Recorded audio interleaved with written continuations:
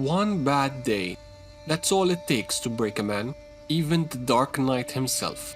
In The Killing Joke, the Joker unleashes his most twisted plan yet, pushing Batman to the edge of everything he stands for. But who really breaks in this story?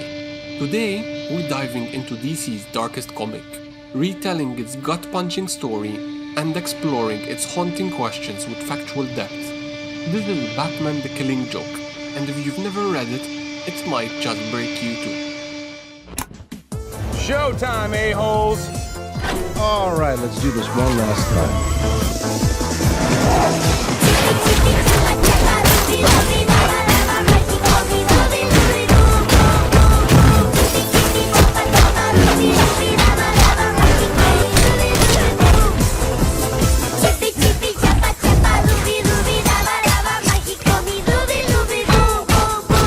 Batman The Killing Joke was published by DC Comics in 1988 as a one-shot graphic novel.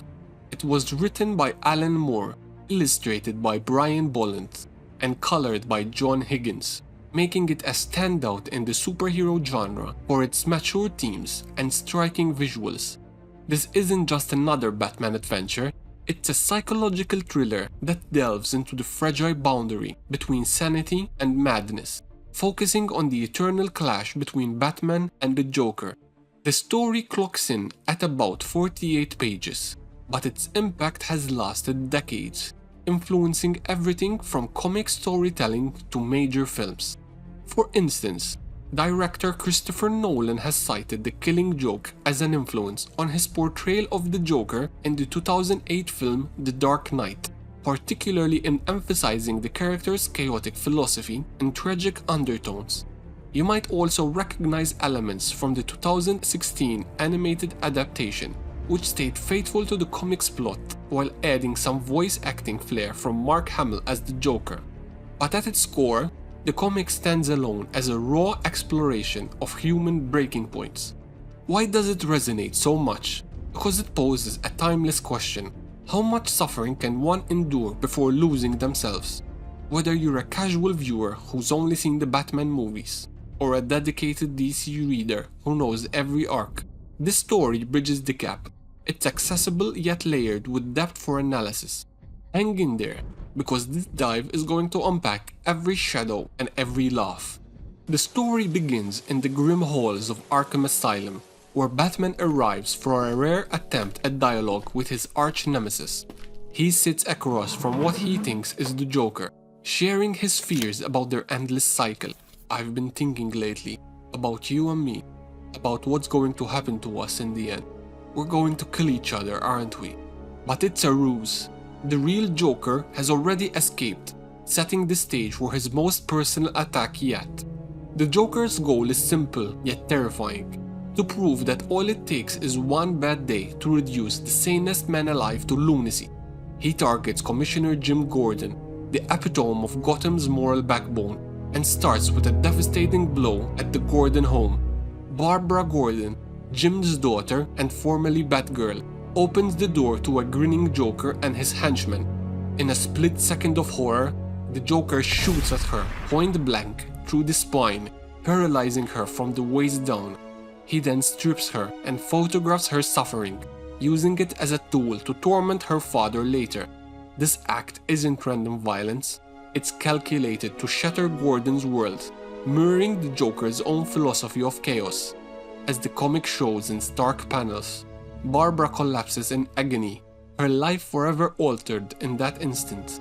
The Joker kidnaps Jim, leaving Batman to piece together the trail of destruction.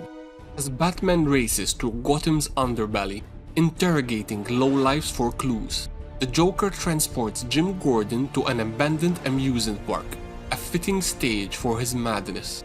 He strips Gordon naked and subjects him to a grotesque slideshow of Barbara's wounds, projected on massive screens. This leads into the comic's famous flashbacks, revealing a possible origin for the Joker. We see a down-on-his-luck comedian struggling to support his pregnant wife, Jefferson. Desperate for money, he agrees to guide two criminals through a chemical plant where he once worked. But tragedy strikes. His wife dies in a freak accident just before the heist. and during the chaos, he falls into a vat of chemicals after encountering Batman, emerging with bleached skin, green hair, and a permanent grin. He snaps. Batman finally tracks the Joker to the rain-drenched carnival, bursting through the gates with unyielding determination. He frees Gordon from his cage, and despite the horrors, Jim remains resolute. I want him brought in, by the book. It's a testament to Gordon's unbreakable spirit, refusing to descend into vengeance. But the true heart of the story is the showdown between Batman and the Joker. Amid the twisted rides and mirrors, they clash, fists flying, philosophies colliding. Batman counters with an offer of redemption. Maybe we could work together. I don't want to hurt you. I don't want either of us to end up killing the other. The Joker refuses, sharing a dark joke about two inmates escaping an asylum, one refusing to jump across the gap because I'm not crazy. And then, in the comics, the ambiguous climax, they share a laugh as the police lights approach. What does that shared laugh mean? The comic doesn't spell it out. It could be camaraderie, pity, or Batman's momentary doubts. Factually, it's left open-ended, inviting readers to interpret. Now, let's unpack the layers of this story. Starting with the Joker's origin, the comic presents it as a multiple choice, and later DC stories reinforce that ambiguity. For example, in various arcs, his backstory shifts, emphasizing his role as an agent of chaos rather than a defined tragic figure. This mirrors Batman's own shrouded past, making the rivalry a perfect yin-yang, order versus unpredictability. Then there's Barbara Gordon's arc, which extends beyond the Killing Joke. After her paralysis, she doesn't fade away. In Suicide Squad 23, she debuts as Oracle, using her intellect and computer skills to become the hero community's information broker. Thematically, The Killing Joke explores the cost of heroism, how Batman's no-kill rule is tested, and how characters like Gordon endure without breaking. It's influenced darker DC storytelling since. And speaking of the creator, Alan Moore has expressed regret over the story, calling it too nasty and physically violent, feeling it placed too much melodramatic weight on the Joker. Yet its legacy still endures today. Killing Joke isn't just a comic, it's a profound examination of pain, choice, and endurance.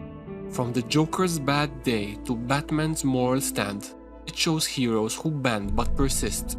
Whether that final laugh signals a break or a bond, the story's power lies in its questions.